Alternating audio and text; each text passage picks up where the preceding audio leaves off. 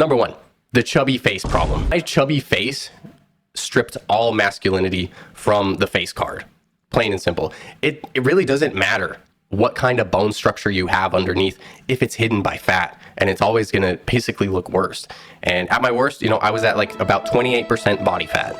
And man, I stayed away from cameras like crazy. But when I took the time and rebuilt muscle and lost that fat, hitting about 7% body fat last year with noticeable muscle, my jawline didn't magically grow. It was revealed.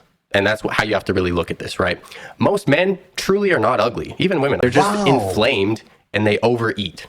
And, dropping 14, 15% body fat from your, that's going to transform your face. Absolutely. Going lower strategically can reveal your full structure, like, your cheekbones, right? But, the bone structure is not the issue. The body fat that's covering it is, right? So I still remember back in West Valley, this random kid asked me, he's like, why are you wearing a tank top if you have no muscle? And that hit me, it caught me off guard a little bit, and it basically ruined my week, honestly. Because before high school, I was super skinny and lanky, and I still like to wear tank tops.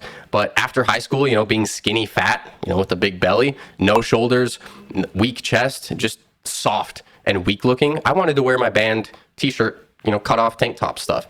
And once I did make it to the gym about a year later, I actually did focus on building those main muscle groups that kind of project masculinity, right? So your upper chest, your lateral delts, your shoulders, your lats on your back, and then revealing, basically your six pack with a tight waist. The shoulder to waist ratio is huge. So this type of transformation will change your entire silhouette. The shoulder to waist ratio is super real, and the posture that you get from these muscle gains, when I fixed my rounded shoulders and forward head posture, my jawline actually looked sharper instantly, probably from angle and just better way of presenting your face, right?